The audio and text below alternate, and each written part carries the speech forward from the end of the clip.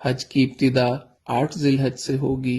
نماز فجر کے بعد غسل کریں یا وضو کریں۔ غسل کرنا افضل ہے۔ احرام باندھ لیں اور اشراق کے بعد 2 رکعت نماز ادا کریں۔ سلام پھیرتے ہی مرد حضرات سر سے کپڑا یا ٹوپی ہٹا لیں۔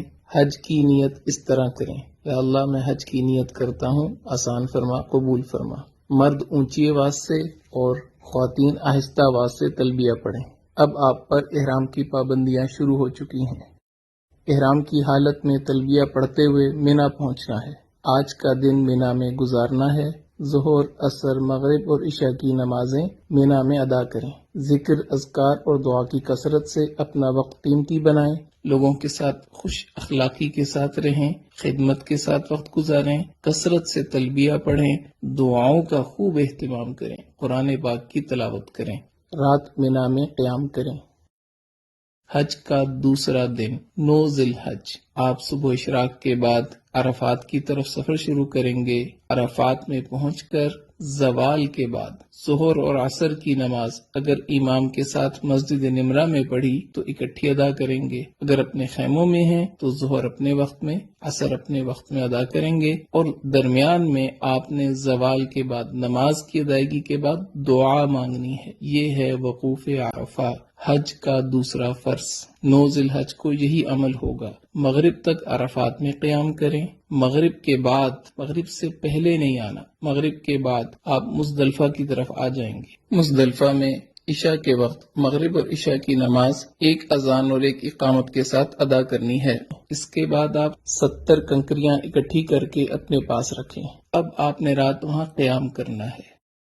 10 ذی الحج، حج کا تیسرا دن، اور آپ اس وقت مزدلفہ کے میدان میں ہیں۔ فجر کی نماز ادا کرنے کے بعد وقوف مزدلفہ یعنی مزدلفہ کے میدان میں کھڑے ہو کے دعا مانگنا، یہ حج کا پہلا واجب ہے۔ اس کے بعد آپ جب سورج تھوڑا طلوع ہو جائے تو رمی کے لیے مینا کی طرف چلیں گے۔ یاد رکھ لیں 10 ذی الحج، آج آپ نے 5 واجب پورے کرنے ہیں، ایک فرض کی آخری ادائیگی کرنی۔ پہلا واجب وقوف مزدلفہ ادا ہو گیا۔ دوسرے واجب کی طرف آپ جا رہے ہیں، شیطان کو پتھر مارنے۔ مینا میں آج صرف بڑے جمرہ کو 7 کنکریاں مارنی ہیں۔ اس کے بعد آپ قربانی کا جانور ذبح کریں، یہ تیسرا واجب پورا ہو گیا۔ اس کے بعد آپ اپنے سر کے بال منڈوا لیں، یہ چوتھا واجب پورا ہو گیا۔ اب آپ احرام کھول سکتے ہیں اور عام لباس پہن سکتے ہیں۔ اس کے بعد آپ طواف زیارت کے لیے مکہ مکرمہ بیت اللہ کی طرف سفر شروع کریں۔ بیت اللہ پہنچ کر طواف کریں، یہ آپ کا طواف زیارت ہے۔ حج کا تیسرا فرض، حج کے تینوں فرض مکمل ہو گئے۔ اس کے بعد آپ نے سعی کرنی ہے، سعی حج کا 5واں واجب، یہ بھی پورا ہو گیا۔ اب آپ واپس رات کو مینا میں آ جائیں، مکہ مکرمہ میں قیام نہ کریں۔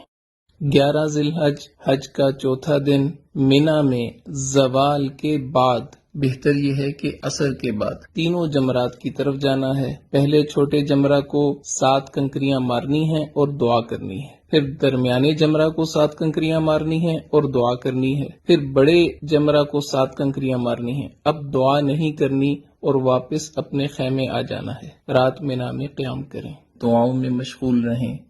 حج کا 5واں دن، 12 ذی الحج، مینا میں زوال کے بعد تینوں جمرات کی طرف جانا ہے۔ پہلے چھوٹے جمرہ کو 7 کنکریاں مارنی ہیں اور دعا کرنی ہے۔ پھر درمیانے جمرہ کو 7 کنکریاں مارنی ہیں اور دعا کرنی ہے۔ پھر بڑے جمرہ کو 7 کنکریاں مارنی ہیں اور دعا نہیں کرنی۔ اب آپ کے پاس اختیار ہے، اگر آپ رات مینا میں قیام کرنا چاہیں تو 13 کی رمی آپ کے ذمہ ہوگی۔ اگر آپ رات قیام نہیں کرتے، آپ واپس مکہ مکرمہ اپنی بلڈنگ میں آ سکتے ہیں۔ بہتر یہ ہے کہ اپنے خیمے میں آئیں اور 13 ذی الحج کی رمی زوال کے بعد تینوں جمرات کو پتھر مارنے کے بعد مکہ مکرمہ واپس آ جائیں۔ اب صرف ایک واجب رہ گیا، طواف وداع۔ وداع یعنی رخصت ہونے والا طواف، یہ حج کا 6واں واجب ہے۔ آپ کے سارے مناسک پورے ہو گئے، 3 فرض آپ نے پورے کیے، 6 واجب آپ نے پورے کیے، آپ کا حج مکمل ہو گیا۔